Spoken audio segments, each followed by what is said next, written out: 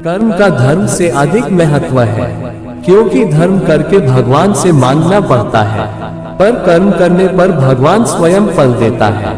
इंसान कर्म करने में मनमानी कर सकता है, लेकिन फल मांगने में नहीं। हमारी गलती अंतिम वास्तविकता के लिए यह ले जा रहा है। जैसे सपने देखने वाला यह सोचता है कि उसके सपने के अलावा और कुछ भी सत्य नहीं। देवत्व का परम व्यक्तित्व कहता है यह सिर्फ वासना ही है। अर्जुन, जिसका जन्म चीजों के जुनून के साथ संपर्क होने के लिए हुआ है और बाद में यह क्रोध में तब्दील हो जाता है, और जो सभी इस दुनिया के भक्षण पापी दुश्मन है, अपनी इच्छा शक्ति के माध्यम से अपने आप को नई आकृति प्रदान करे। कभी भी स्वयं को अपन आत्म इच्छा से अपमानित न करे। वह जो अपने भीतर अपने स्वयं से खुश रहता है, जिसके मनुष्य जीवन एक आत्मज्ञान है, और जो अपने खुद से संतुष्ट है, पूरी तरीके से तृप्त है, उसके लिए जीवन में कोई कर्म नहीं है। ऐसा कोई समय नहीं था जब मेरा अस्तित्व न हो, ना तुम, ना ही इनमें से कोई राजा, और ऐसा ना ही कोई भविष्य है जहां हमें कोई रोक सके। आदमी मनुष्य के लिए मन बंधन का कारण है और मन मुक्ति का कारण भी है। मन वस्तुओं की भावना में लीन रहे तो बंधन का कारण है, और अगर मन वस्तुओं की भावना से अलग रहे तो वो मुक्ति का कारण है। क्रोध से पूरा भ्रम पैदा होता है, और भ्रम से चेतना में घबराहट। अगर चेतना ही घबराया हुआ है तो बुद्धि तो घटेगी, और जब बुद्धि में कमी आएगी तो एक के बाद एक गहरे खाई में जीवन डूबती नजर आएगी। क्योंकि भौतिकवादी श्री कृष्ण के आध्यात्मिक बातों को समझ नहीं सकते हैं।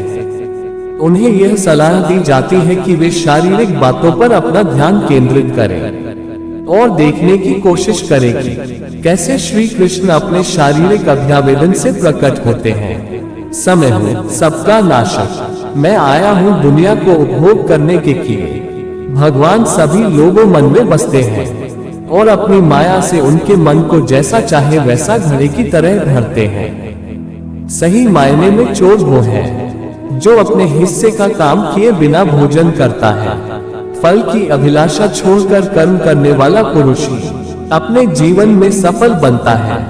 वह जो सभी इच्छाएं त्याग देता है और मैं और मेरे की लालसा और भावना से मुक्त हो जाता है, उसे शांति प्राप्त होती है। मेरे लिए न कोई ग्रहणीत है न प्रिय, किंतु जो व्यक्ति भक्ति के साथ मेरी पूजा करते हैं वो मेरे साथ है और मैं भी उनके साथ हूँ। जन्म के समय में आप क्या लाए थे जो अब खो दिया है? आपने क्या पैदा किया था जो नष्ट हो गया है? जब आप पैदा हुए थे तब आप कुछ भी साथ नहीं लाए थे। आपके पास जो कुछ भी है आपको इस धरती पर भगवान से ही प्राप्त हुआ है। आप इस धरती पर जो भी दोगे तुम भगवान को ही दोगे। हर कोई खाली हाथ इस दुनिया में आया था और खाली हाथ ही उसी रास्ते पर चलना होगा। सब कुछ केवल भगवान के अंतर्गत आता है। हम कभी वास्तव में दुनिया की मुठभेड़ में घुसते, हम बस अनुभव करते हैं अपने तंत्रिता तंत्र को। इंसान अपने विश्वास की बुनियाद पर उस जैसा बनता चला जाता है। आपके साथ अब तक जो हुआ अच्छे के लिए हुआ, आगे जो कुछ होगा अच्छे के लिए होगा। जो हो रहा है वो भी अच्छे के लिए हो रहा है। इसलिए हमेशा वर्तमान में जियो, भविष्य की चिंता मत करो। कोशिश की जाए तो अपने अशांत मन को आसानी से नियंत्रित किया जा सकता है। इंसान नहीं, उसका मन किसी का दोस्त या दुश्मन होता है। क्रोध मूर्खता को जन्म देता है, अफवाह से अकल का नाश, और अकल से नाश से इंसान का नाश होता है। किसी भी काम में आपकी योग्यता को योग कहते हैं। मन जहाँ शुद्ध होगा वहाँ मन एकाग्र हो जाएगा। जब मन एकाग्र होगा तो वह कुशाग्र होगा, तब तुम्हें परम शांति की प्राप्ति होगी। मनुष्य जीवन जीने के दो रास्ते हैं, चिंता व चिंतन। कुछ चिंता में जीते हैं, कुछ चिंतन में। चिंता में जीने वाले हजारों हैं, चिंतन में दो चार है। चिंता स्वयं एक मुसीबत है, चिंतन उसका समाधान। चाहे लाख रुपए इकट्ठा कर लो और अपने कर्मों के सिवा इस दुनिया में कुछ नहीं ले जा सकते हो। खाली हाथ आए हो, खाली जा।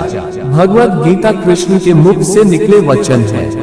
गंगा भगवान के चरणों से निकली, फिर भी गीता गंगा जल से अधिक महत्वपूर्ण है।